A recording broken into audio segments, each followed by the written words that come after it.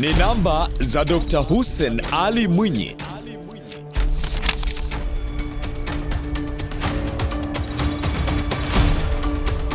Rais wa Zanzibar na mwenyekiti wa Baraza la Mapinduzi.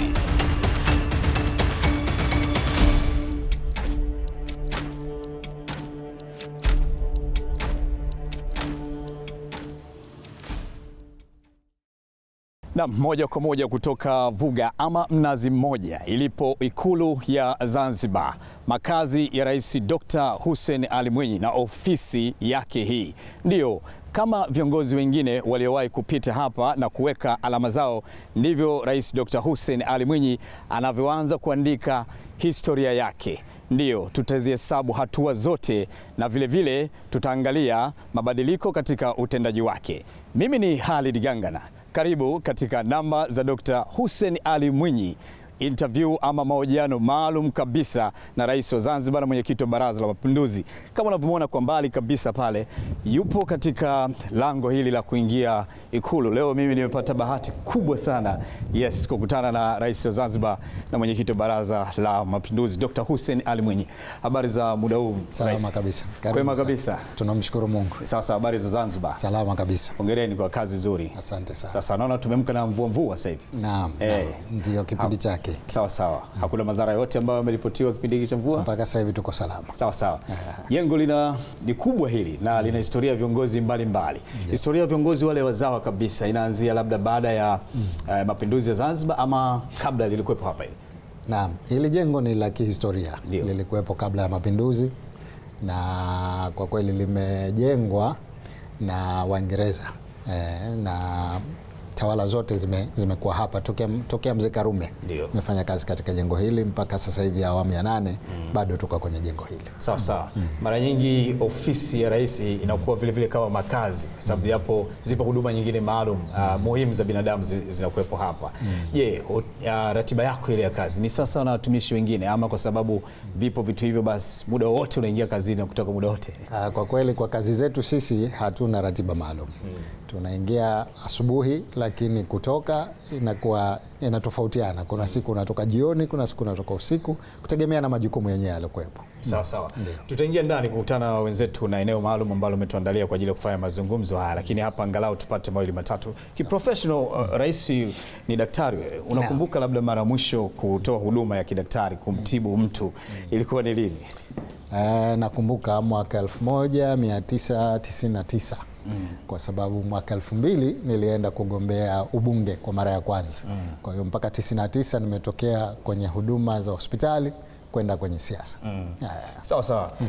Rais ni kitu kikubwa. Wengine wanasema kama ni mzigo hivi, lakini wengine wanasema labda ni mtamu hivi. Kwako wewe rais ni mtamu ama ukoje? Ni mzigo mkubwa, kwa sababu kazi ni nyingi, matarajio ya watu ni makubwa.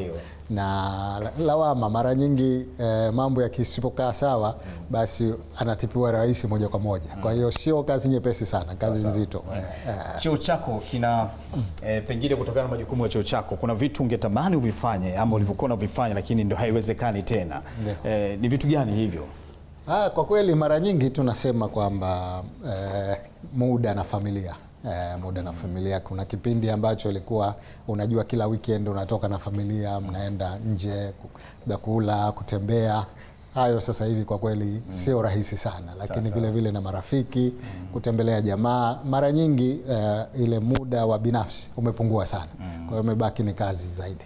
Sawa Mheshimiwa Rais. Hongera lakini kwa kazi nzuri. Asante sana. Sasa na tumeona tumezungukwa na nakshi mbalimbali. Picha hii ya Mheshimiwa Abeid Amani Karume, rais wa kwanza wa Zanzibar. Kwa hiyo kumbukumbu kama hizi ukija hapa kwenye jengo zipo? Naam. Hii picha ipo toka wakati huo na tumeimaintain kwa sababu tunaonyesha wazi kabisa kwamba katika jengo hili ndipo ambapo serikali za awamu zote zimekuwa zikifanyia shughuli zake. Sawa. Sijui tunakusumbua ama nini vingazi, lakini bila shaka wewe ni mtu wa mazoezi. Mara nyingi tunaona huko jogging pale, haisumbui. Na mazoezi tunafanya kwa wingi. Sawa. Kwa hiyo hii halisumbui. Ndio. Sawa. Basi tunaelekea ndani hapo kwenda kuzungumza na vijana wetu. Ndio maeneo maalum haya na mbalimbali. Ukija hapa Ikulu nimetembezwa, ipo milango mingi sana. Sijui unaingia wapi, sasa huwezi kujua utatokea wapi. Leo ndo na mimi ndio nashangaa kushangaa hapa kuja kuhudhuria. Asante sana Mheshimiwa Rais. Sawa, shukrani sana. Na hilo ni eneo ambalo wageni unaketi nao hapa. Kuna vyumba vingi hapa vya mikutano kutegemeana na aina ya ugeni, kutegemeana na idadi ya wageni. Kwa hiyo tuna vyumba vingi vya mikutano. Na hadhi zao vile vile. Na hadhi zao. Sawa, shukrani sana. Sawa. Naam. Mfuatiliaji wa mahojiano haya na Rais Dr. Hussein Ali Mwinyi, Rais wa Zanzibar na mwenyekiti wa Baraza la Mapinduzi, kupitia vyombo vyetu mbalimbali. Inaweza kuwa ni TBC1, TBC Taifa, Bongo FM ama mitandao yetu ya kijamii. Na hawa ndio watangazaji ambao nitashirikiana nao. Mheshimiwa Rais yupo Salome Baptista hapo na yupo Stanislaus Lambert. Lambert, karibu sana. Asante. Naona ushakuwa mwenyeji wa Ikulu sasa, unanikaribisha. Nimetembezwa baba. Tongo nasema. Mheshimiwa Rais, kwanza tunakushukuru sana kwa kutukubalia kuja Ikulu, lakini pili kufanya mazungumzo na wewe. Wakati ukizungumza na ndugu yangu Gangana, amekuwa akikutambulisha Rais wa Zanzibar na mwenyekiti wa Baraza la Mapinduzi. Hivi Mheshimiwa Rais, ni lazima kutamka neno Baraza la Mapinduzi pale unapotambulishwa? Kwa kweli hiyo ndio title rasmi, kwa sababu baada ya mapinduzi Rais wa Zanzibar pia alipata cheo cha kuwa mwenyekiti wa baraza lililofanya mapinduzi. Kwa hiyo ni historia ambayo tungependa tuiendeleze, na ndio maana mpaka leo ukisikia anatajwa Rais wa Zanzibar anatajwa na mwenyekiti wa Baraza la Mapinduzi kama ndio title rasmi, lakini haiondoi ukweli kwamba hilo ni jambo la kihistoria zaidi. Sawa, karibu rasmi Mheshimiwa Rais kwenye mahojiano haya, na tutakuwa na kurasa 3 hivi. Kwanza ni kuhusiana na hali ilivyo. Tukitazamia hali ilivyo hapa Zanzibar, tutagusia pia uchumi wa buluu ambao wewe ndiye champion na unakuwa ukisimamia na ukiuzungumzia mara kwa mara kwenye hotuba zako. Lakini mwishoni pale tutakuwa na urojo kidogo. Urojo tutapiga stories za hapa na pale kuhusu wewe na kuhusu masuala mengineyo. Tukianza ni takriban siku 133 hivi tangu uapishwe rasmi kuwa rais wa Zanzibar. Unadhani ni kwa nini Wazanzibari walikuamini kwa kipindi cha pili? Niseme tu kwamba wakati tunaingia madarakani kwa mara ya kwanza tulitoa ahadi ambazo baadhi zilikuwa katika ilani ya uchaguzi wa Chama cha Mapinduzi na baadhi tulizitoa tu kwa wananchi kupitia mikutano ya hadhara, na matarajio ya wananchi tuliyasikiliza, na kwa kiasi kikubwa katika miaka mitano ya awali tuliweza kutekeleza mengi ambayo tumeyaahidi. Nadhani ni kwa sababu hiyo wananchi wameendelea kutuamini na wametupa ridhaa ya kuongoza kwa miaka mitano mingine. Uliwahi kusema serikali ya awamu ya 8 inalenga kuwaunganisha Wazanzibari. Kwa awamu hii pengine unatafsiri vipi dhana ya serikali ya umoja wa kitaifa? Serikali ya umoja wa kitaifa iko pale kikatiba na tuna wajibu wa kuhakikisha kwamba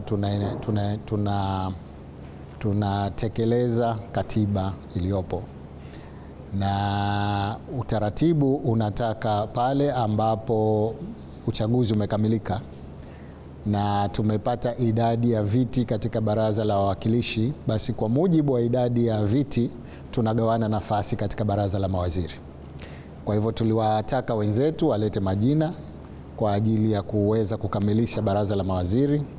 Kwa bahati mbaya wana malalamiko, wana hoja ambazo wangetaka kwanza tufanye mjadala kabla hawajaingia katika serikali ya umoja wa kitaifa.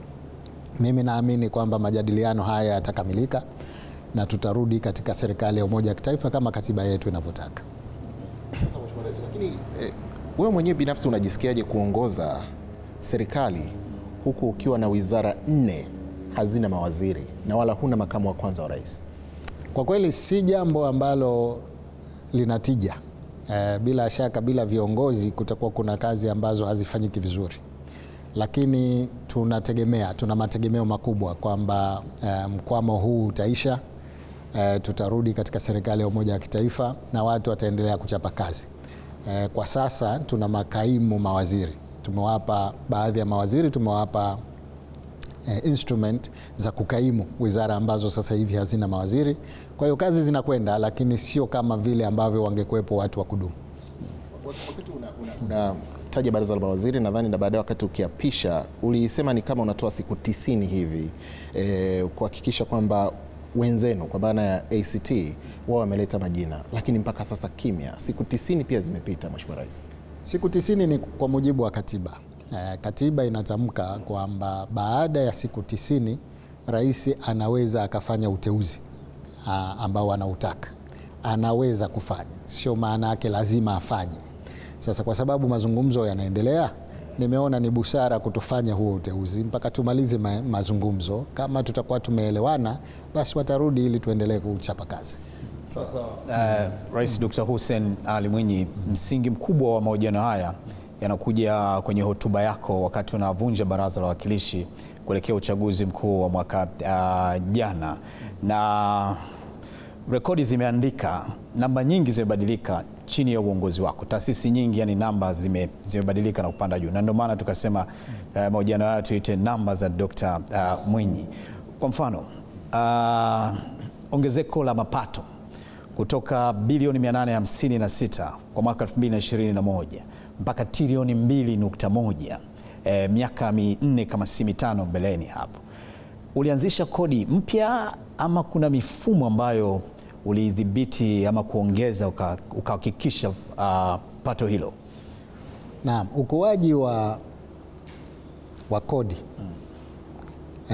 ni matokeo ya hatua kadhaa. Moja ni kwamba uchumi wenyewe unakuwa. Toka mwaka 2021 hadi sasa uchumi wetu umekuwa mara kadhaa, na sisi hapa tuna rekodi ya kukuza uchumi kwa 7% na zaidi, 7.1 mpaka 7.4 kwa kila mwaka. Kwa hiyo unaona kabisa katika miaka 4-5 inaweza kuwa uchumi wetu umekuwa kwa zaidi ya 35% ukiweka kwa pamoja. Hiyo maana yake ni kwamba kwa sababu uchumi unakuwa na kodi inaongezeka. Lakini pili, tuliweka mkazo maalum katika kuhakikisha kodi inakusanywa. Kulikuwa kuna upotevu mwingi wa kodi, tukaweka mkazo maalum kuhakikisha kwamba kodi inakusanywa na wote wanaotakiwa kulipa kodi basi wanafanya hivyo. Kwa hiyo ni hatua kadhaa ambazo tumezichukua zilizosababisha kuongezeka kwa ukusanyaji wa kodi, lakini vile vile kama mnavyotambua niliweka mkazo kipaumbele huku nikitambua kwamba bila ya kukusanya kodi huwezi kufanya kazi yoyote ya maendeleo. Kwa hiyo ilikuwa ni kipaumbele namba 1 cha serikali yangu nilipoingia kwa mara ya kwanza. Ni kama sio mtu wa maneno, umeacha vitendo viongee zaidi, ama nyuma ya pazia huwa na maafisa wako kuna ukali kidogo na kazia hivi? Kwa kweli mimi ni mtu wa vitendo zaidi.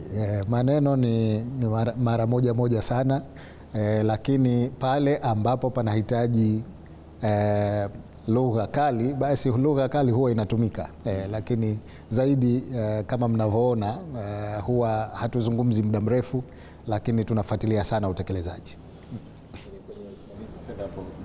Mheshimiwa Rais, wakati ukiwaapisha mawaziri ulisema kwamba wahakikishe kwanza wanasimamia fedha za umma, lakini pili waende kwa wananchi. Wametekeleza kwa kiwango gani kwenda kwa wananchi kuzungumza nao? Kwa kiwango kikubwa kazi inafanyika, na ninapozungumza viongozi si mawaziri peke yao, na kuzungumza ngazi zote za uongozi. Hapa Zanzibar ngazi ya chini kabisa ya uongozi ambayo iko kwa wananchi kabisa kule ni masheha. Kwa hiyo tuna masheha, tuna wakuu wa wilaya, wakuu wa mikoa, tuna mawaziri, tuna makatibu wakuu. Wote niliwataka wawe wanakwenda kutatua changamoto za wananchi. Nilitaka wao wasiwe sehemu za hizo changamoto, bali wawe ni ufumbuzi wa changamoto hizo. Na kwa kweli tumefanikiwa kwa kiasi fulani. Bado changamoto zinakuwepo, lakini kwa sehemu kubwa tumepata mafanikio, kwa sababu tunaona kwamba kuna miradi ya maendeleo ikiendelea mpaka ngazi za chini kabisa kwa kasi kubwa. Sawa. Wakati tukizungumzia masuala ya fedha hapa, nilikuwa napitia bajeti ya serikali, imeongezeka kutoka trilioni 1.5 mpaka trilioni 5.1 kwa mwaka 2025. Usimamizi wa fedha hizi upo vipi? Kama nilivyosema, tuliweka kipaumbele katika mambo mawili. Moja ni ukusanyaji, lakini pili ni matumizi, kwa sababu ukiwa una udhaifu katika moja pande hizo mbili, bado utakuwa una changamoto kubwa. Kwa hiyo niliweka mkazo katika kukusanya, lakini watumiaji pia tuliweka mkazo katika kuhakikisha kwamba fedha nyingi au zote zinatumika kwa miradi ya maendeleo, kwa mipango tuliyoipanga. Na kwa maana hiyo ninafurahi kusema kwamba hata bajeti zetu tulitoka kwenye matumizi mengineo yale ya kawaida kuwa ndio makubwa, tukabadilisha. Sasa hivi tuko karibu 70% ya bajeti zetu ni maendeleo, 30% ndio utawala na uendeshaji. Kwa hiyo tuliweka mkazo katika kuhakikisha tunakusanya, lakini matumizi yanakuwa sahihi. Na Rais, unafanya kazi na wizara mbalimbali na wizara hizi zinakuwa zikiomba fedha kwenye serikali yako. Pengine fedha ambazo wanazipata ni fedha ambazo zinakuwa zinatosha kwa asilimia ngapi? Na kama hazifikii kiwango ambacho wanakiomba, zinaathiri vipi pengine labda huduma kwa wananchi?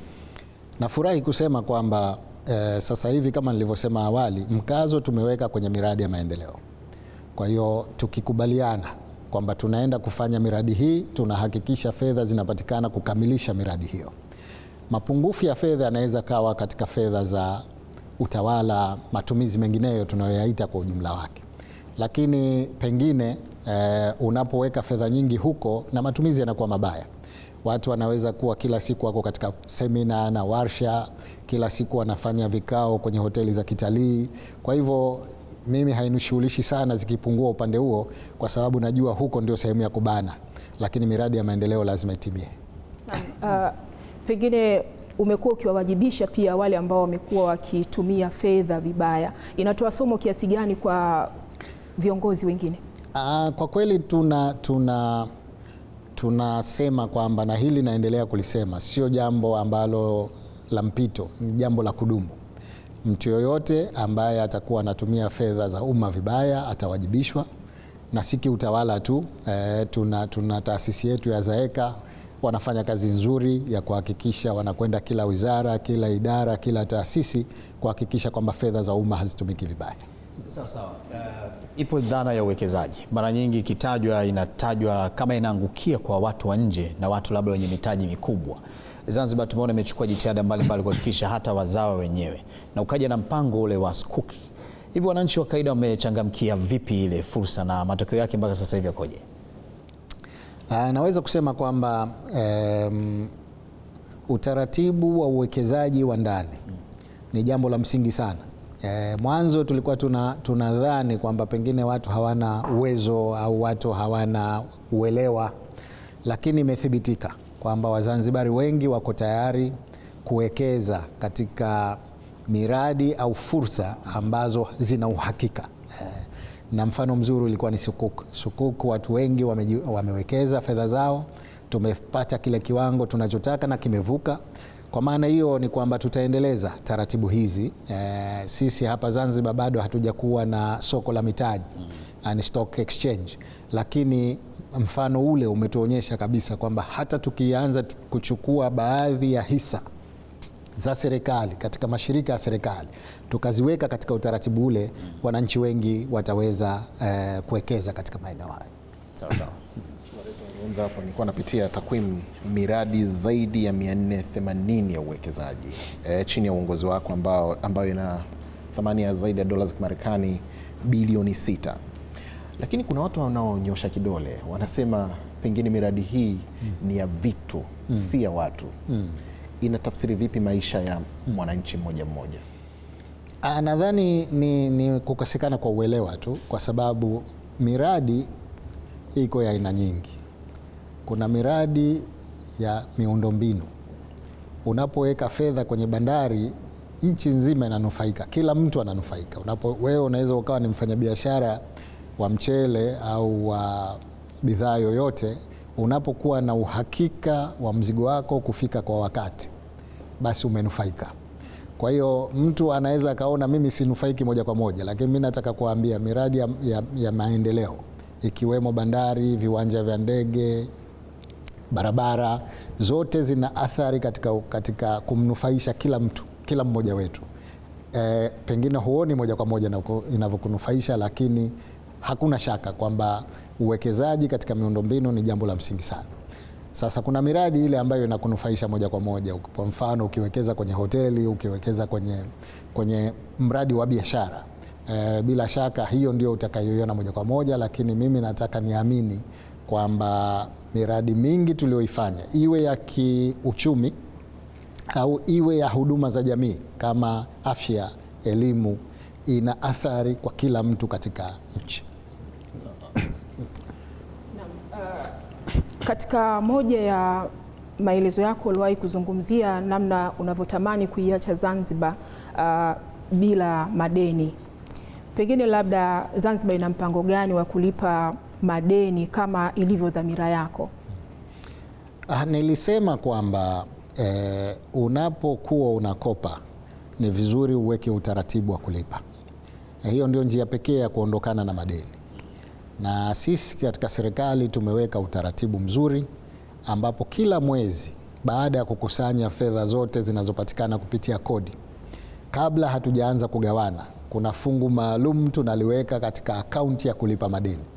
Hiyo inanipa uhakika ya kwamba mikopo yote hii ambayo tunakopa tutaweza kuilipa kutokana na fedha hizo, kama kutakuwa na mwendelezo wa utaratibu huo. Maana unajua serikali deni linaweza likawa la miaka 10.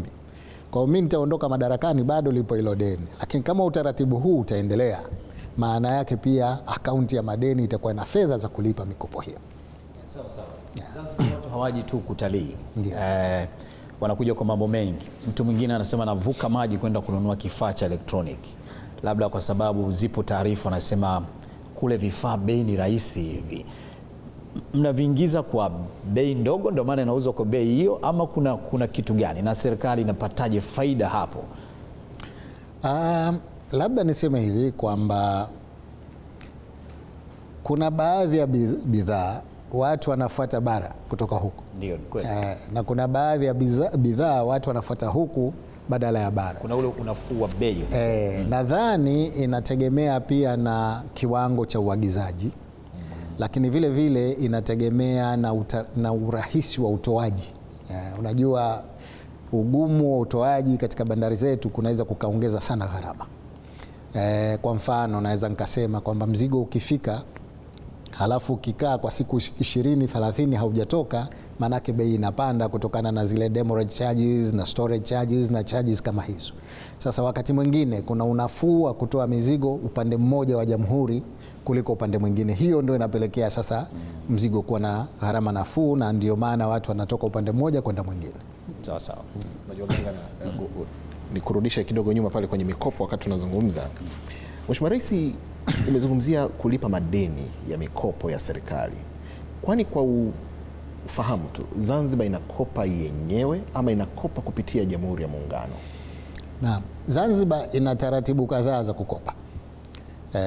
Moja ya utaratibu wa kukopa ni kupitia Jamhuri ya Muungano, na mikopo hiyo huwa ina dhamana ya Jamhuri ya Muungano wa Tanzania, na mikopo hiyo inalipwa kutokana na fungu la Muungano. Kwa hiyo tunaweza tukapata mikopo kama sasa hivi kuna mifano kadhaa ambayo tumepata fedha za ujenzi wa barabara, viwanja vya ndege kupitia mkopo ambao unatokana na Jamhuri ya Muungano wa Tanzania. Lakini tokea mimi niingie madarakani, nimetengeneza utaratibu mwingine wa kuifanya Zanzibar iweze kukopa kama Zanzibar. Sasa pengine sheria tulizokuwa nazo haturuhusiwi kukopa moja kwa moja kutoka kwenye taasisi ya nje. Sasa tulichofanya ni kwamba tunazishirikisha benki za ndani, kwamba wao ndo wakope kutoka nje, alafu kutoka kwao inakuja kwenye Serikali ya Mapinduzi ya Zanzibar. Na jambo hilo limefanikiwa sana kwa sababu benki za ndani zinatuamini, zinaona fedha tunazoziweka, wanajua uwezo wetu wa kulipa. Kwa hiyo wamekuwa wepesi kuchukua mikopo mikubwa na kutupatia sisi, ili sisi tukilipa kutoka kwao wao watapata faida vile vile na wataweza kurejesha mikopo. Hiyo pengine inaweza ikavunja ile dhana, ama sijui Mheshimiwa Rais unasemaje, kapu la Muungano, kwamba Zanzibar inapendelewa sana kwenye kapu hilo. Kumbe mipango kama hii na hata Zanzibar yenyewe inasimama na kusababisha jamhuri kwa jumla ikanufaika kwa pande zote. Naam. Sawa. Naam, Rais, ili kukua kiuchumi, nchi pia hufanya biashara na nchi nyingine. Kwa uwiano wa Zanzibar, inafanya biashara na nchi za ukanda gani zaidi, na Zanzibar inapeleka bidhaa gani zaidi huko? Biashara ya Zanzibar naweza kusema iko katika maeneo mawili. Kuna biashara ya huduma ndio kubwa zaidi kuliko biashara ya bidhaa. Bidhaa Zanzibar ni ndogo kwa sababu Zanzibar sio sehemu ya kilimo, hatuna ardhi ya kutosha kulima. Tuna mazao yetu mawili, karafuu na mwani. Ni mazao ya asili, bado yapo, na bahati nzuri sana karafuu ya Zanzibar ina kiwango cha juu kuliko karafuu zote duniani. Kwa hiyo pamoja na kwamba hatuzalishi nyingi, lakini ina bei nzuri sana. Kwa hiyo Zanzibar inaendelea kuuza karafuu, na karafuu nyingi inaenda katika maeneo ya Asia kwa maana ya Singapore, China, lakini vile vile na India. Na mwani, nafurahi kusema kwamba kilimo cha mwani hapa Zanzibar ni kikubwa, sababu nchi ya kwanza katika bara la Afrika kwa uzalishaji wa mwani ni Zanzibar. Kwa hiyo tunauza na mwani pia katika maeneo hayo ya Asia zaidi, lakini huduma ndio biashara kubwa zaidi kwa Zanzibar, nayo ni utalii namba moja. Umezungumzia kuhusiana na zao la karafuu. Kwenye kitabu cha mzee aliwahi kuandika kuhusiana na miti ya mikarafuu, imekuwa ikikua lakini pia ikizeeka kiasi hata zile namna ya kupata tena mavuno kama ilivyokuwa miaka hiyo ya 60 huko nyuma imepungua kwa kiasi kikubwa. Unafanya jitihada gani pengine ili kuendeleza zao hili la karafuu, lakini pia kuhakikisha kwamba ile mbegu ya asili inaendelea kuwepo? Naam, tunao mpango kupitia shirika la biashara Zanzibar ZSTC la kutoa miche ya karafuu kila mwaka kwa wakulima ili waweze kuzalisha mikarafuu. Ni kweli kwamba mikarafuu ya zamani imezeeka. Wakati wa mapinduzi tulikuwa tunazalisha hapa tani zaidi ya 30,000. Sasa hivi tunazalisha tani chini ya 10,000. Kwa hiyo miti mingi imezeeka, tunahitaji kufanya jitihada za makusudi kuja na miche mipya. Kwa hiyo ZSTC wamepewa jukumu hilo la kutoa miche bila ya malipo kwa wakulima ili waweze kulima, kupanda, lakini vile vile tunahakikisha kwamba mbegu ya asili inaendelezwa, kwa sababu imedhihirika ya kwamba karafuu za Zanzibar ni bora kuliko karafuu za nchi zote. Malaysia kwa mfano wanazalisha tani 100,000, lakini kiwango cha ubora cha Zanzibar bado kiko juu. Sawa. Unatazama mahojiano maalum na kusikiliza mahojiano maalum na Rais wa Zanzibar na Mwenyekiti wa Baraza la Mapinduzi Alhaj Dr. Hussein Ali Mwinyi kutoka hapa Ikulu Vuga Mnazi Mmoja Zanzibar. Mimi ni Lambert Khalid Gangana pamoja na Salome Baptista. Mheshimiwa Rais, bado tupo kwenye ukurasa namba 1 kabla tujienda kwenye ukurasa namba 2 wa uchumi wa buluu. Wakati ukiwakabidhi nyundo mawaziri wakafanya kazi, kwa sababu umeunda wizara 20 na 16 tayari zina mawaziri, ulieleza kwamba nia yako kubwa ni kuhakikisha vijana pia wanapata nafasi, na ndio maana ukaongeza wizara kama ya vijana, ukaongeza wizara ya masuala yanayohusika na dijitali na kadhalika. Kwa nini kwanza uliwaza kuweka wizara ya vijana na uliwaza kuweka wizara inayohusika na masuala ya tehama? Mambo mawili. La kwanza, idadi ya vijana katika nchi sasa hivi ndio kubwa, na lazima tuhakikishe kwamba vijana tunawasaidia kwa njia moja ama nyingine ili waweze kuendesha maisha yao. Kwa hiyo kuundwa kwa Wizara ya Vijana ilikuwa na azma maalum ya kuhakikisha kwamba tunapanga mipango inayowalenga vijana katika kupata ajira, katika kupata ujuzi, katika kuhakikisha kwamba maisha yao yani sasa hivi tuna tatizo kubwa ambalo hili ni la kidunia la ukosefu wa ajira hususan kwa vijana. Kwa hiyo ili vijana waweze kuwa na ajira lazima kwanza wawe na ujuzi, lakini vile vile kuna programs maalum zinazowalenga wao kuweza kupata ajira au kujiajiri wao wenyewe. Kwa hiyo ndio sababu ya kuunda hii wizara. Kwa upande wa TEHAMA au digital transformation, dunia sasa hivi huku tunakokwenda, kila mtu atalazimika atake au asitake kutumia masuala ya kidijitali. Sasa hivi kuna AI inayokuja, itafika wakati itakuwa yani kama huko utakuwa umeachwa nyuma sana. Kwa hiyo sisi hapa Zanzibar tumeona lazima tuende na trend ya dunia. Tumeanzisha hiyo wizara ili ije kufanya mambo kadhaa, ikiwemo kutayarisha miundombinu ya kidijitali. Lazima katika nchi lazima muwe na data centers, lazima muwe na international gateway, lazima internet iwe ya spidi kubwa ili mambo yaende yafanyike kisasa zaidi. Sawa Mheshimiwa Rais, huu ni mwezi wa Muungano. Ukiuliza swali kwa nini tudumishe Muungano na kuna fursa zipi za Muungano mpaka sasa?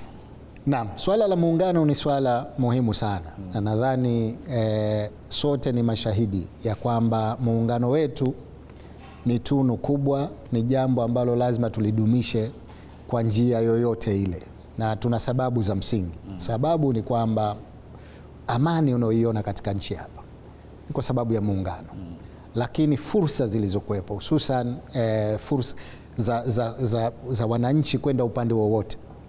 Kwa mfano, Zanzibar ni ndogo sana, haina ardhi kubwa ya kilimo, lakini Mzanzibari yoyote yuko huru kwenda popote. Aende Morogoro, aende Sumbawanga, aende popote, atapata ardhi ya kutosha, atalima, atafanya biashara. Kwa hiyo ziko fursa nyingi ambazo tunazipata kupitia Muungano. Na Muungano wetu sio muungano wa vitu, ni muungano wa watu. Watu wameoleana, watu wamezaa, tuna muungano wa damu. Kwa hiyo huwezi kusema kwamba tunafika siku kila mtu anaenda upande wake. Hatuna upande kwa sababu ya muingiliano mkubwa ambao upo. Sawa Mheshimiwa Rais, umetoa mfano wa ardhi. Ili jambo linazungumzwa mtaani. Kwa nini mtu wa bara hawezi kumiliki ardhi visiwani? Wakiwa visiwani anaweza kumiliki ardhi kule bara. Ni utaratibu tu, sio swala la kwamba hawezi. Wapo watu wa bara hapa wanamiliki ardhi kupitia kwenye kampuni wanazozianzisha. Na kwa nini tunafanya hivyo? Kwa sababu Zanzibar ni ndogo. Sasa imagine watu sisi tuko 1.9. Ndio. Bara kuna watu zaidi ya milioni 60. Sasa wakija milioni 5 tu itakuwa shida sana. Kisiwa kitazama hiko nasema. Kwa hiyo cha msingi hapa tumeweka utaratibu kwamba mtu ambaye anatoka bara anaweza kuja kumiliki ardhi kwa utaratibu fulani. Sawa. Ambao uko wazi na wengi wanazo ardhi hapa, sio kwamba hawana. Umeeleweka Mheshimiwa. Mheshimiwa Rais, kwenye swala la Muungano hapa, mara nyingi ukisikia watu wanazungumza Muungano, hususan wanasiasa, wanazungumza kwenye jicho la siasa na kuzungumzia changamoto za Muungano. Kama Rais wa Zanzibar, ni fursa gani unaziona Watanzania kwa ujumla wanapaswa kuzichangamkia za kimuungano? Hizo fursa zipo zaidi hapa Zanzibar. Fursa ni nyingi. Unajua, imezoeleka ya kwamba tukisema kuna fursa za uwekezaji, akili yote inakwenda kwa watu wa nje. Kumbe vile watu wa ndani wana fursa zaidi, kwa sababu kuna wepesi wa wao kuwekeza kuliko mtu wa nje. Sasa hapa Zanzibar sasa hivi kwa mfano ni nchi ya utalii, kila mtu anachangamkia fursa za utalii. Kuna kazi nyingi za kitalii ambazo mtu unaweza ukafanya. Kuna kutoa huduma, kuna kujenga hoteli, mambo kama hayo. Kwa hiyo nadhani watu waelewe kwamba fursa hizi si kwa watu wa nje peke yao. Fursa hizi kwa watu wa ndani vile vile, na ziko nyingi na tunawakaribisha kuja kuwekeza katika fursa hizo. Umegusia utalii hapa Mheshimiwa Rais. Naam. Ugonjwa wa uviko ulitikisa sana sekta ya utalii. Hivi ikitokea janga lingine kama uviko ukatikisa namna ile, Zanzibar itafanya nini kujihakikishia kwamba haipotezi nafasi hiyo ya utalii? Kwanza tumuombe Mungu atuepushe na majanga kama yale, lakini tumejifunza. Inapotokea janga unajifunza. Tumejifunza ku diversify, yani uchumi usiuweke sehemu moja, lazima uweke katika nyanja mbalimbali. Kwa hivyo tunapokwenda mbele tutaendelea kuweka uchumi wetu katika nyanja mbalimbali. Kiacha utalii, tuwe tuna kilimo, tuwe tuna viwanda, tuwe tuna ufugaji, tuwe tuna mambo mengi, ili sehemu moja ikipata athari sehemu nyingine ziweze kusaidia. Lakini vile vile tumejifunza ya kwamba ikitokea changamoto basi unapanga mipango ya kukabiliana nazo. Tulikabiliana vizuri na uviko hapa, na baada ya kukamilika kwa tatizo lile, uliona kwamba uchumi wa Zanzibar ulipaa sana, kwa sababu tulikuwa tayari sasa kukabiliana na zile changamoto ambazo zilitokea. Umezungumzia swala zima la utalii na namna ambavyo Zanzibar imejipanga ili kuhakikisha kwamba inakuwa katika nyanja zote. Nitaka nifahamu pengine swala la utalii wa viungo imeweka Zanzibar kwenye ramani gani kimataifa? Zanzibar inajulikana kama Spice Island, na jina hilo halikuja kwa bahati mbaya. Jina hilo limekuja kutokana na kiwango kikubwa cha karafuu tulichokuwa tunatoa wakati huo, lakini vile vile bidhaa nyingine za viungo, pilipili manga na hiliki, mdalasini, vitu vingi vilikuwa vinazalishwa hapa. Kwa bahati mbaya sana, kama nilivyosema awali, pengine kiwango cha uzalishaji hakiko kama mwanzo, lakini mipango ya serikali ni kwamba tuendeleze hayo mazao, lakini dunia inaitambua Zanzibar kama Spice Island na tungependa hilo jina liendelee. Nataka niongee kilafuzi kidogo. Wakati unaingia madarakani, katikati hapo ulisema moja kati ya changamoto ilikuwa ni mambo ya muhali. Mheshimiwa Rais, umefanikiwa vipi kudhibiti muhali? Labda niseme hivi kwamba kwanza nieleze nini maana ya muhali. Pengine watu wengi hawajui maana ya muhali. Muhali ni ile hali ya kumwonea aibu mtu anapokosea, unashindwa kumwambia kwa sababu aidha ni jamaa yako, rafiki yako, jirani yako, mwenzako. Ilikuwepo sana katika jamii ya Kizanzibari kwamba makosa mengi yanafanyika, kutowajibika kwingi, lakini tunashindwa kuambizana kwa sababu tunaoneana muhali. Sasa tumejaribu kubadilisha kwamba mtu akifanya makosa awajibishwe, lakini kwa sababu jambo hili ni la kihistoria, limejengeka kwa karne na karne, limejengeka kwa vizazi vingi, huwezi kuliondoa kwa siku moja. Itachukua muda, lakini angalau tumeanza, hatua zinachukuliwa, watu wamefika sehemu wanaambizana ukweli. Huwezi kuingia unapotaka kazini ukatoka unapotaka. Huwezi kula siku wewe ukawa uko harusini, lazima ufanye kazi. Tumeanza kuambizana na nadhani with time generations zinazokuja zitakuwa tofauti na zilizotoka. Na kulikuwa na ile changamoto ya masuala ya ukatili wa kijinsia. Ile nayo ilikuwa muhali ukitumika sana hapo. Ni kweli. Ni kweli, kwa sababu ilithibitika na inaendelea kuonekana hivyo kwamba ukatili wa kijinsia mara nyingi unafanyika ndani ya familia. Sasa anapokuwa aliyetenda ni mjomba, watu wanaoneana tabu kuambizana. Lakini nadhani tumeanza kubadilika, watu wanaambizana. Kudhibiti muhali hapa, Mheshimiwa Rais, haijakuletea shida pengine? Maana hiyo ni kubadili tabia za watu. Ni kweli, haikosi shida. Maneno yapo na yataendelea kuwepo, lakini unapoamua kulifanya jambo basi ulifanye tu, maadamu dhamira yako ni njema, hiyo inatosha. Sawa sawa. Tugusie siasa kidogo, Mheshimiwa Rais. Maalim Seif ulishiriki naye kwenye uchaguzi, alikuwa ni mshindani wako na alikuwa ndiye makamu wa kwanza wa rais kwenye uongozi wako. Ukiambiwa leo mzungumzie Maalim Seif, utamzungumziaje? Niseme kwamba mimi nilipata bahati ya kufanya naye kazi kwa muda mfupi mpaka Mwenyezi Mungu alipomchukua. Lakini ambacho naweza nikasema ni kwamba tulielewana vizuri. Tulizungumza tukakubaliana kwamba tuweke tofauti za vyama vyetu pembeni, tujali maslahi ya Wazanzibari, na ili tuweze kuwaendeleza Wazanzibari basi lazima kwanza tuunganishe watu, tuwe tuna serikali ya umoja wa kitaifa, tuondokane na uhasama uliokuwepo baina ya watu, tuhakikishe kwamba maendeleo yanafanywa katika pande zote mbili za visiwa vya Zanzibar, na hayo tuliyatekeleza, na kwa kweli naweza nikasema kwamba nia yake na dhamira yake ilikuwa thabiti, na ndio maana kwa kiwango kikubwa tumepata mafanikio. Sasa unadhani kuondoka kwake kuna ndoto za pamoja nyinyi mlizokuwa nazo pia zimeondoka? Unajua katika vyama vya siasa kuna mawazo tofauti, watu wana fikra tofauti, watu wana tabia tofauti, watu wana hulka tofauti. Sasa naweza nikasema kwamba Maalim alikuwa ni mtu ambaye baada ya kipindi kirefu sana, maana yeye alianza muda mrefu na alikumbana na mengi, na nadhani hapa mwisho dhati ya nafsi yake ilisema sasa yametosha, hebu sasa tujenge nchi, ngoja tuwaunganishe watu. Sasa unaweza ukakuta kwamba baada yake yeye si kila mtu ana mawazo hayo. Kwa hiyo inaweza ikawa kuna changamoto, lakini tupo kwa ajili ya kuzifanyia kazi changamoto hizo. Nataka kusema kupata mtu mwenye kaliba kama Maalim ya kukaa naye mezani ni kama haionekani sana siku hizi. Inaweza ikaonekana, lakini binadamu hawafanani, kila mtu na hulka yake. Mheshimiwa Rais, unafanya mipango kwa ajili ya Serikali ya Mapinduzi ya Zanzibar pamoja na watu wake, lakini pia unafanya mipango pia kwa ajili yako mwenyewe. Ningependa pia kufahamu pengine una mpango gani mara baada ya kumaliza awamu yako?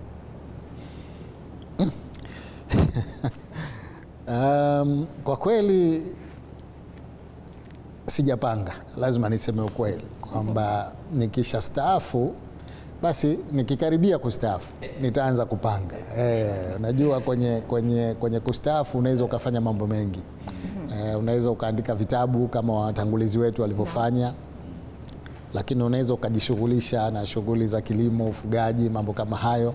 Mpaka sasa hivi sijapanga, kwa sababu ndio kwanza nimeingia awamu ya pili na miaka kidogo hapa, Mungu akituweka hai. Labda una interest na kufanya vitu gani zaidi hata kwa kipindi hiki tu ambacho bado upo kwenye nafasi ya uongozi? Sasa hivi kwa kweli ni kazi ya serikali tu kuijenga nchi, na baada ya hapo tutafikiria cha kufanya. Sasa kinachofanyika Mheshimiwa Rais, miundombinu ambayo unatengeneza, tumeshuhudia ujio wa mwendo kasi ile ya umeme, lakini barabara nyingi zikimwagwa lami, mabilioni ya fedha katika maeneo mbalimbali. Wewe hutaki tena kupanda chai marage? Maendeleo yanataka watu wabadilike. Na sisi hapa Zanzibar tumeazimia kubadilika kwa kiwango kikubwa. Mawazo yangu ni kwamba tuibadilishe nchi iweze kutumia magari ya umeme, iwe magari ya abiria kwa maana ya public transport, iwe magari ya serikali.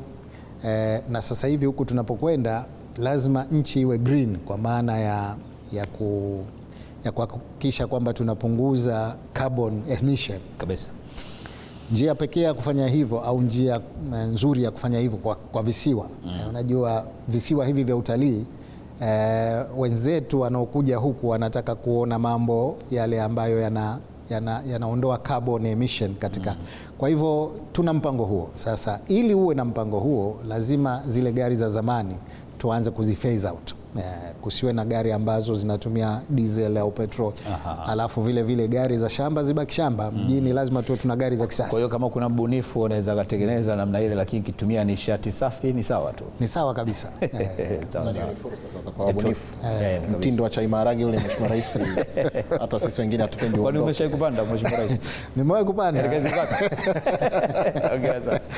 Sasa tuondoke hapo. Ndio. Mheshimiwa Rais, tunaondoka kwenye eneo hili la hali ilivyo, tunaelekea kwenye uchumi wa buluu. Moja kati ya sera unaihubiri sana katika kutaka kupiga hatua ya uchumi hapa Zanzibar. Labda kwa kwanza tu, kwa mtu ambaye haelewi, unapotamka neno uchumi wa buluu huwa una maana gani? Tafsiri ya uchumi wa buluu, hili neno buluu limetokana na rangi ya bahari. Kwa maana nyingine, uchumi wa buluu ni uchumi wa bahari. Sasa baharini kuna fursa nyingi ambazo pengine si wote wanazifahamu, lakini niseme kwa uchache tu. Ya kwanza ni utalii. Maana utalii wetu hapa unategemea sana bahari. Watalii wengi wanaokuja Zanzibar wanakuja kwenye fukwe za bahari. Kwa hiyo utalii ni sekta mama katika uchumi wa bluu, lakini bandari unapokuwa na kisiwa kama cha kwetu lazima uwe na bandari, otherwise biashara itakuwa haifanyiki. Kwa hiyo tumejikita katika ujenzi wa bandari za kisasa, bandari kubwa, bandari ambazo zitahudumia na bandari nyingine za jirani zetu. Kwa hiyo uchumi wa bluu maana yake ni bandari mpya za kisasa zinazoweza kuleta meli kubwa ambazo tofauti na hizi meli zinazokuja sasa hivi. Lakini uchumi wa bluu vile vile ni ukulima wa mwani na ufugaji wa samaki. Kwa hiyo sisi tumejikita katika kilimo cha mwani, lakini tunawasaidia wavuvi sio tu wavue, lakini wafuge na samaki. Lakini vile vile tuna swala la mafuta na gesi. Kwa kiwango kikubwa mafuta ya gesi yanapatikana baharini. Kwa hiyo tunavyozungumza uchumi wa bluu kwa sekta hizo 5 nilizozitaja ni uchumi mkubwa sana. Tukiweka nguvu hapo, bila shaka tutafanikisha kukuza uchumi wetu kwa kiwango kikubwa. Yote hivi tunaona vinafanyika. Mafuta na gesi vipi uchimbaji Zanzibar? Lini utaanza? Tuko vizuri kwa maana ya kwamba tumeshafika hatua kubwa. Katika uchunguzi wa uwepo wa mafuta na gesi kuna stages. Stage ya mwisho kabla hujachimba kisima inaitwa 3D seismic study. Ni utafiti wa miamba kwa kutumia hiyo inaitwa 3D study. Sasa hivi ndio tuko hapo. Inafanyika 3D. Ndani ya miezi michache ijayo tutapata report na tutaenda kuchimba kisima cha kwanza. Ni mategemeo yetu kwamba tutapata mafuta au gesi. Ndoto yako hilo la uchimbaji wa mafuta na gesi rasmi unatamani ianze lini? Haraka iwezekanavyo. Tumeshachelewa sana. Utafiti umefanyika kwa miaka mingi. Kwa bahati mbaya sana tulikosa uwekezaji madhubuti hapo katikati, lakini sasa hivi kuna kila dalili kwamba tukichimba kisima cha kwanza tutaweza kufanikisha. Kwa hiyo Rais Mwinyi ataondoka madarakani uchimbaji ukiwa unafanyika. Naomba Mwenyezi Mungu atuwezeshe kwa hilo. Inshallah. Kumekuwa na mijadala Rais, kuhusu uwekezaji kwenye visiwa. Hapa kukawa kumezukazuka kidogo maneno kwamba Rais Dr. Mwinyi anauza visiwa vya kwetu vya Wazanzibari. Kuna masharti gani ambayo yamewekwa ili kuweka wazi hili na wananchi waweze kufahamu hichi ambacho unakifanya ni kwa maendeleo ya Zanzibar? Kwanza nataka niseme kwamba visiwa hivi vidogo viko vya aina mbili. Kuna visiwa ambavyo vinakaliwa na wananchi. Tumbatu kuna watu wanaishi, na visiwa vingine ambavyo vinakaliwa na watu, lakini kuna visiwa vingi ambavyo havikaliwi na watu. Kwangu mimi ile ni fursa ya biashara. Kama watu hawakai, kwa nini msitumie kwa ajili ya biashara? Kwa hivyo tukaamua kwa makusudi kwamba baadhi ya visiwa ambavyo hakuna watu wanaoishi tuwape wawekezaji waweze kuweka miradi ya utalii. Tumefanya hivyo. Kama mtapata nafasi mkatizame kisiwa kinaitwa Bawe, kiko hapa jirani hapa. Pale ukitaka kulala siku moja unaweza ukalipa mpaka $10,000 kwa siku. Kuna utalii mkubwa pale, kuna uchumi mkubwa pale. Sasa faida ya kuvitoa hivi visiwa kwa uwekezaji sio sawa na kuviacha vikawa havina faida yoyote. Na viko vingi, viko zaidi ya 54. Kwa hiyo mimi niliona umuhimu wa kufanya hilo.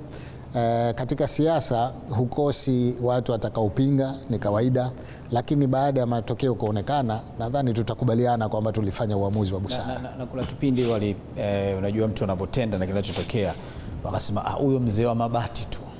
Mabati alivyotolewa watu walisemaje? Wala watu walikuta vitu vimesimikwa. Naam. Ndio hiyo ndio nasema hizo ni siasa, kwa sababu mtu anajua kabisa kwamba ujenzi wowote wa miundombinu lazima uweke uzio kwa ajili ya usalama wa watu. Kuna vitu vitaanguka, watu wasiathirike, lakini ilitumika kisiasa kwamba hamna kitu, kazi yao kuziba tu kila sehemu. Baadaye sisi hatukuona umuhimu wa kujibu lile, lakini walipata jibu baada ya mabati kuondolewa. Sawa sawa. Kile ambacho kimetokea. Sawa sawa. Wakati tunazungumza kuhusu uchumi wa bluu, na nimekumbuka swala moja, Mheshimiwa Rais, ulisema kwamba unatamani Zanzibar iwe ni kitovu cha biashara ya bahari Afrika Mashariki. Unaiona hiyo ndoto ikikaribia? Naam, kwa sababu kwanza Kama mlipata taarifa hivi karibuni, tulienda kuweka jiwe la msingi la ujenzi wa bandari jumuishi ya Mangapwani. Bandari ile itakuwa na gati ambayo meli zinazobeba makontena mpaka 15,000 zitaweza kuja kufunga pale. Sasa hivi katika bandari zetu za katika eneo hili mwisho, yani meli kubwa ni 4,000, 5,000. Sasa hapa mara 3 yake meli moja. Hiyo maana yake ni nini? Maana yake ni kwamba tunatengeneza kitu kinaitwa transshipment hub, sehemu ya kuleta meli kubwa ikashusha, meli ndogo zikachukua zikapeleka katika bandari zetu za jirani, Dar es Salaam, Mombasa, Beira na maeneo kama hayo.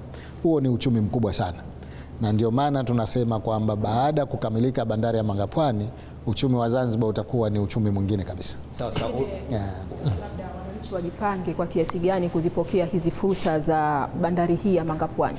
Pale bandari ya Mangapwani kutakuwa kuna mambo mengi. Ukiacha bandari ya kontena, kutakuwa kuna bandari ya mafuta, kutakuwa kuna bandari ya nafaka, kutakuwa kuna chelezo kwa ajili ya utengenezaji wa meli. Haya maeneo yote yatatoa ajira. Lakini kuna vitu tunaita free port, yani maeneo huru ya bandari, ambayo tutaweka uwekezaji wa uzalishaji. Hatutaki meli ziwe zinakuja tu makontena yanatoka, lakini tunataka na Zanzibar iwe inazalisha. Kwa hiyo kutakuwa kuna viwanda katika maeneo huru ambayo itazalisha, na hii nayo ni fursa kwa wananchi wa Zanzibar, lakini ni fursa kwa wananchi wa Tanzania kwa ujumla. Sasa taarifa hizi ni kama mtu mwingine anaweza kaelewa labda zinagusa Unguja peke yake, lakini ulikuwa na lengo kuipandisha Pemba hadhi na kuifanya kama eneo la kimkakati zaidi. Tukashuhudia kiwanda kikubwa cha mwani kule. Na maeneo gani mengine yamewekezwa mpaka sasa hivi kule Pemba? Bahati nzuri, kama nilivyosema awali, lengo letu ni kufanya maendeleo kwa pande zote mbili za Zanzibar, visiwa vyote viwili, na kila tunachokifanya hapa Unguja tunakifanya na Pemba. Pemba tunaimarisha bandari ya Mkoani, tutakuja na bandari ya Wete, itakuwa bandari kubwa, lakini tayari kuna bandari tumeijenga, kuna sehemu inaitwa Shumba mjini, ambapo kuna bandari inafanya biashara kubwa kati ya Pemba na Mombasa, kwa sababu Pemba na Mombasa ni jirani na kuna biashara kubwa. Tumewaekea bandari pale Shumba, hivi karibuni itaanza kutoa huduma. Kwa hiyo kwa maana ya bandari tunaimarisha kote, lakini vile vile tuna uwanja wa ndege wa Pemba mpaka sasa hivi hakuna ndege zinazotoka nje ya nchi moja kwa moja kwenda Pemba, kwa sababu uwanja wa ndege pale ni wa domestic tu. Sasa unajengwa uwanja wa ndege wa kimataifa Pemba. Kwa maana hiyo zitatoka ndege za watalii sasa kama zinavyokuja Unguja kutoka Marekani, Italy, Spain, kote moja kwa moja Pemba. Hiyo peke yake itaongeza sana uwekezaji katika eneo la utalii Pemba. Sasa Rais Dr. Hussein Ali Mwinyi, kazi kubwa sana umeifanya katika usafiri wa sekta ya anga. Umegusia hapo uwanja wa ndege wa Pemba, lakini Stanislaus pamoja na Salome, namba zimeongezeka bwana. Mashirika ndege ya kimataifa 81 yanafanya safari zake pale Karume, uwanja wa ndege wa kimataifa Karume moja kwa moja, na mwaka jana umeingiza katika rekodi ya kuwa uwanja namba 1 kuingiza abiria wengi zaidi. Kwa hiyo unaona hata sekta ya anga rais amejitahidi sana. Sasa ni kama umegusa vyote ama kuna kitu hujatimiza bado? Kwa kweli sekta nyingi tumeziwekeza, lakini bado tuna kazi ya kuongeza pale ambapo, kwa mfano nitoe tu mifano itaeleweka zaidi. Barabara tumeshazifanya nyingi mno, lakini bado katika ilani yetu tuna barabara kilomita 800 za kuweza kuziendeleza. Viwanja vya ndege kama ninavyozungumzia hapa, kama ulivyosema, Unguja sasa hivi kiwanja hiki cha Abedi Amani Karume ndio kiwanja namba 1 nchi nzima chenye ndege nyingi. Lakini sasa hivi tutaanza ujenzi wa kiwanja cha ndege cha Nungwi hapa Unguja. Kwa hiyo kazi za kufanya bado zipo. Tutaendeleza miundombinu mbalimbali, tutaendeleza kuhakikisha kwamba miradi ya maendeleo, ile spidi ya awamu iliyopita na sehemu ya pili ya awamu hii Speed itakuwa imeongezeka nadhani zaidi. tutaongeza spidi zaidi. Sawa sawa. Rais, asante sana. Kabla tujaenda kwenye urojo, lakini kuna watu wanahofu kwamba wingi wa uingiaji wa watalii pengine unaweza ukawa na athari kwenye mila na desturi za Wazanzibari. Wewe unasemaje? Naam, hilo linaweza kuwa ni changamoto. Kila jambo, kila mafanikio hayakosi changamoto.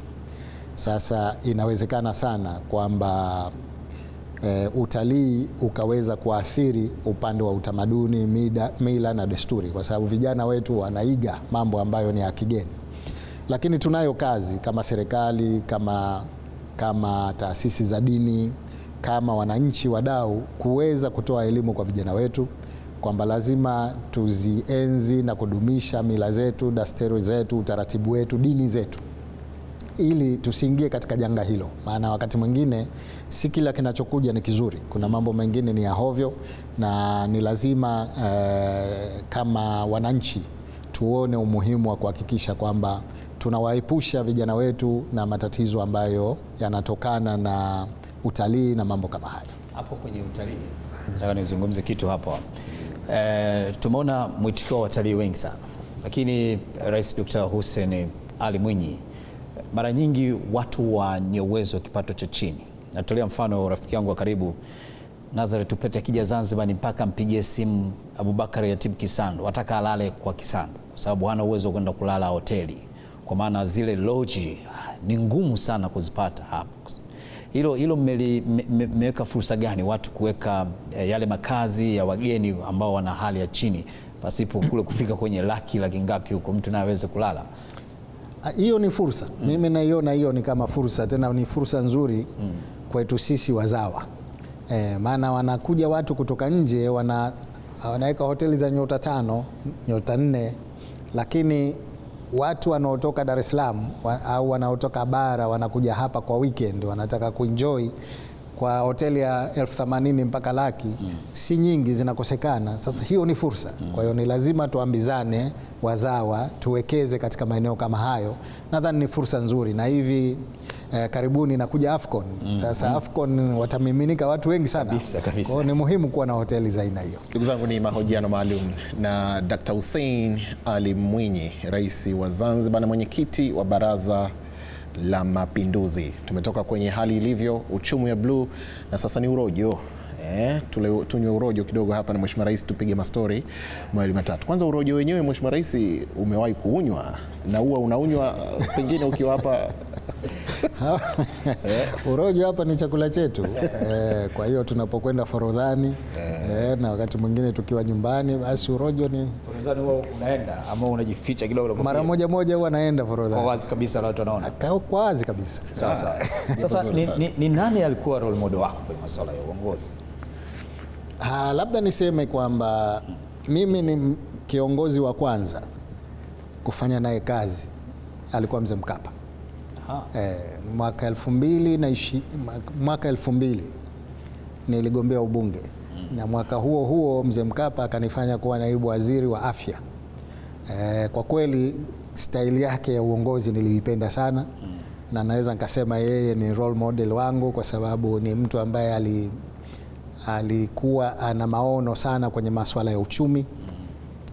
Kwa hiyo naweza kusema ni mtu ambaye nilipenda staili yake ya uongozi. Sawa. Unajua, umeuliza swali la role model wake. Rais Mwinyi ana sifa moja kwamba kuna wakati akiwa waziri wa jamhuri kwenye afya kwa mfano, linapokuwa swala zito kwenye wizara, akiondolewa mtu anawekwa yeye. Historia inaonyesha hata marehemu Mzee Mwinyi baba aliwahi kujiuzuru. Kipindi fulani matukio yalitokea hapo kusema hivyo. Ukamtaja Mkapa hapa, wengi wakasema labda kipindi kile baba akiwa rais, ile kwenda kurudi na wewe ukiwa mtoto, labda natamani siku niwe kama baba ile. Tukajua labda utamtaja mzee haja kushawishi kwa kitu chochote, kusema kwamba na mimi nije kuwa kiongozi kwa namna yoyote ile. Mzee ni mzee. Kwa hiyo mlivyosema role model, mzee wangu yeye ni mzee. Alikuwa mzee wangu. Yeye alikuwa na athari kwangu zaidi ya moja. Si kwenye uongozi tu, kwenye malezi, kwenye tabia, kwenye mambo mengi. Kwa hiyo yeye naweza kusema kwamba mengi nimejifunza kutoka kwake. Nilitamani kuwa mwanasiasa kwa sababu yake. Lakini kwenye uongozi kama nilivyosema, wakati mimi naingia katika uongozi, kiongozi wetu alikuwa Mzee Mkapa. Sasa hapo kwenye mzee kuna taarifa story nyingi hapa. Sasa mzee yeye alikuwa center half. Kama anacheza mpira alisema mimi ni center half, na anashangazwa na mpira wa sasa hivi hizo kina Arteta ama Pep Guardiola kuanza nyuma. Yeye mzee mwenye alikuwa mpira ukianza hapo anapiga mbele, yani yeye ni twende mbele tu. Sasa unaona kipaji gani tofauti na uongozi? Labda unacheza kandanda ama unafanya nini? Mimi nilivyokuwa shule nilikuwa ni mchezaji wa mpira wa miguu. Na nilikuwa mchezaji mzuri sana. Lakini baada ya kuingia katika masuala ya kazi haya, toka niingie katika masuala ya udaktari, nilikuwa busy sana na kazi. Kwa hiyo nikaacha muda mrefu. Na baada ya hapo nikaingia kwenye siasa, ndo muda haukupatikana kabisa. Lakini kuna mara moja tukiwa bungeni, nilikuwa nacheza kule kwenye bunge. Watu hawajajua wewe Simba au Yanga au Malindi. Kwenye hilo wamenitafuta sana, hawajanipata, na wewe pia leo hunipata. Lakini mnaongoza ligi tunasikia. Ligi ya wapi? Mheshimiwa Rais, ni kweli kwenye eneo la unasema kwamba uliingia kwenye kazi baadaye ukaingia kwenye siasa, ni kama ukaacha taaluma yako. Kwa hiyo mara ya mwisho kufanya kazi ya taaluma yako ya udaktari unakumbuka ilikuwa lini? Naam.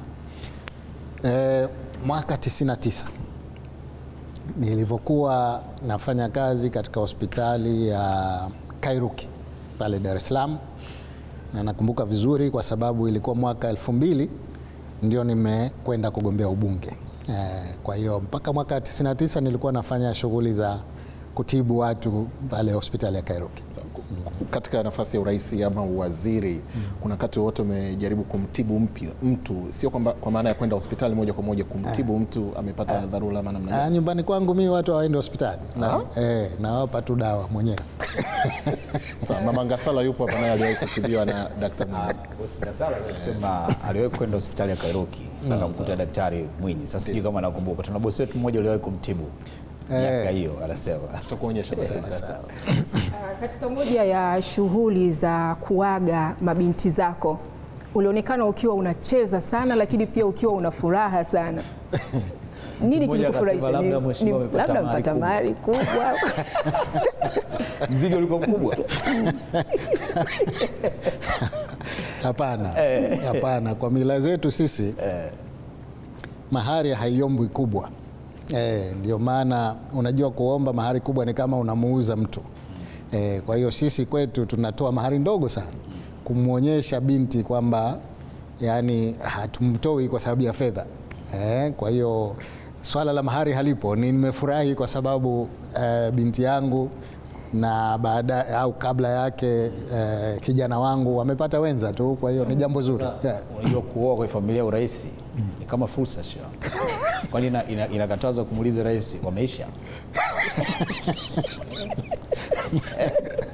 Bado na watoto wawili hawajaolewa, hawajaoa kwenye kuoa hapa pia. Dini Mheshimiwa Rais inaruhusu vipi? Mmoja anatosha ama kuna fikra baadaye? Bwana anakuleta ugomvi. Hapana, hakuna fikra hiyo. Sasa nina surprise hapa fulani. Kabla surprise, unaonaje tukamaliza alafu tukaimalizia hii surprise? Kuna swali jingine. Yes. Mheshimiwa Rais, wakati ulipoingia kwenye awamu yako ya kwanza na ya pili ya urais, ulitengeneza njia mbalimbali za kuongea na wananchi, ikiwemo Sema na Rais, lakini pia ulianzisha utaratibu wa kuzungumza na waandishi wa habari kila mwisho wa mwezi. Mbona imekuwa kimya kwa muda mrefu? Naam, kulikuwa kuna sababu, na sababu ni kwamba nilitaka waandishi wanaokuja kila mwezi wajipange vizuri. Najua ukikutana nao sana inafika wakati inakuwa yale maswala yenyewe hayawi ya kisera zaidi. Badala yake anakuwa wanapewa kwamba bwana kamuulize hili, mimi nimekoseshwa ardhi huku, kaseme hili. Sasa nikataka wajipange vizuri zaidi. Ni jambo ambalo tutalirudia, pengine sio kila mwezi kama ilivyokuwa mwanzo, lakini kila baada labda muda fulani tutakuwa tunakutana nao. Lengo langu ni kwamba tuzungumze masuala ambayo yanahusu nchi, masuala yanayohusu sera, badala ya watu kuleta tatizo la mtu mmoja mmoja. Kumekuwa na matamasha ambayo yanafanyika Zanzibar, kama kuna tamasha la Sauti za Busara, lakini liko tamasha la kimataifa pia la filamu ZIFF. Matamasha haya yanaendelea kuitangaza Zanzibar kwa kiasi kikubwa, lakini katika kutangaza huku pengine yanatangaza utamaduni wa visiwa hivi kwa kiasi gani pamoja na lugha ya Kiswahili? Ni kweli kwamba tuna matamasha makubwa ambayo yanaongeza utalii sana hapa Zanzibar. Sauti ya Busara. Sauti za Busara ni tamasha la muziki, na wakati wa tamasha hilo kunakuwa na mchanganyiko wa muziki kutoka maeneo mbalimbali, ikiwemo wa kwetu wenyewe sisi hapa Zanzibar. Tutakumbuka msanii maarufu Bi Kidude alikuwa sana anapamba Sauti za Busara. Kwa hiyo ni fursa kwetu ya kuonyesha utamaduni wetu, muziki wetu, na tutaendeleza ili iweze, yani tuendelee kupromote tamaduni za kwetu na muziki wa kwetu. Japo hatukatazi watu kutoka nje kuja na tamaduni zao, pia tunajifunza, kwa sababu kuna watu wanatoka mpaka Caribbean huko wanakuja, tunakuwa tuna mchanganyiko wa tamaduni za maeneo mbalimbali. Kwa upande wa tamasha la filamu ZIFF, na lenyewe ni fursa ya kutangaza utalii wetu. Watu wengi wanakuja Zanzibar kutoka maeneo mbalimbali kuja kutizama hizo. Kwa bahati mbaya sana eneo hilo, sekta hiyo ya filamu hapa nchini bado ni changa sana, na hususan Zanzibar. Kwa hiyo hatuna vitu vingi vya kuonyesha, lakini bado tutaendelea kuwahamasisha vijana wetu wajipange vizuri katika eneo hilo, nao waweze kuonyesha utamaduni wetu kwa njia ya filamu. Sasa Mheshimiwa Rais, pamoja na kwamba uchumi ni mgumu, lakini sherehe Ikulu lazima ifanyike. Hiyo imetokea, na tunao wasanii wawili tu hapa. Inabidi aje mmoja. Ni nani aje bwana? Mbosso na Mario. Kila mmoja waliwahi kuja kwako na uliokaribisha vyema. Sasa kuna Mbosso na Mario. Nani aje hapo kwenye sherehe hiyo? Unataka nichague? Kwa kweli naweza nikasema Mbosso alitusupport sana. Yani ukichukua ukiweka kwenye mizani, support kubwa ilitoka kwa Mbosso. Ndio maana ulipenda sana wimbo wa Power? Power ni mwimbo ambao aliutengeneza maalum kwa ajili yangu. Kwa hiyo namshukuru sana, na bila shaka yeye katika kampeni za Chama cha Mapinduzi alikuwa mstari wa mbele sana. Lakini mnakuza wasanii wa kutoka visiwa Zanzibar. Kuna kipindi walikuwa juu, na sasa kama wameshuka hivi kwenye muziki huu wa kisasa, vipi upande wa wasanii wa Zanzibar? Bado tunawajenga na mimi nadhani hawajashuka, wanaendelea kupata uzoefu. Wenzao wa bara wanafanya vizuri sana. Kwa hiyo na sisi hapa tunataka tuwapromote, tuwasaidie ili na wenyewe wafike viwango ambavyo kama wenzao wamefikia. Picha ya mwisho hii, Mheshimiwa Rais, nafikiri ilikuwa baada ya kushinda urais.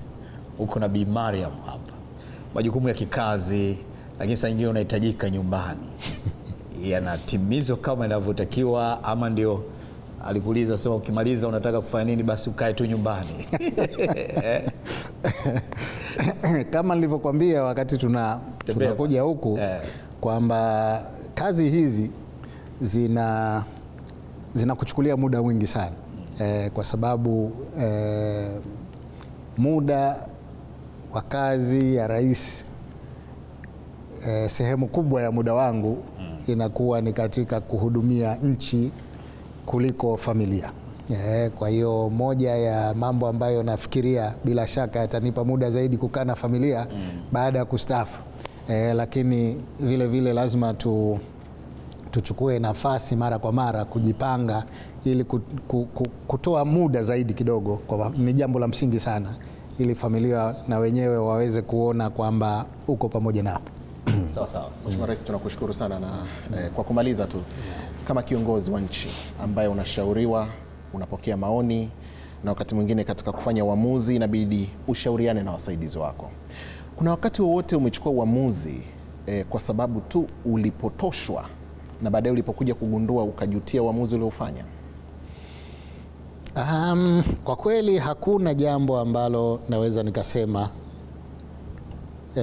nalikumbuka kwamba hayo yametokea, na madam sikumbuki, maanake hakuna kitu kikubwa. Pengine inaweza kuwa imetokea, lakini kwa vitu vidogo vidogo ambavyo havina athari kubwa. Kwa hiyo, lakini katika maisha lazima hayo yatakuwepo. Kwa hivyo sikumbuki incidents maalum, kwa sababu nadhani hakuna jambo kubwa lilotokea. Sisi tunakushukuru sana Mheshimiwa Rais. Labda kama kuna la mno ungependa kuwaambia Wazanzibari na Watanzania wanaotutazama, hususan tukielekea siku ya Muungano. Mambo mawili. La kwanza, napenda niwashajihishe Watanzania, Wazanzibari kwamba swala la amani, swala la msingi kabisa. Hakuna nchi yoyote iliyofanikiwa katika jambo lolote bila kuwa na amani. Kwa hivyo sasa hivi nchi yetu imetulia, nchi yetu ina amani. Sote tuendelee kudumisha amani tuliyokuwa nayo, ili tuweze kufanya sasa kazi za maendeleo vizuri zaidi. Kwenye upande wa Muungano, na wahimiza wananchi wote tuendelee kuienzi tunu yetu hii ya Muungano. Muungano umetuletea amani, Muungano umetuletea umoja na mshikamano katika nchi, Muungano umetuletea maendeleo na fursa nyingi sana. Sasa hivi sisi, hususan sisi Wazanzibari, tuna fursa nyingi sana huko bara.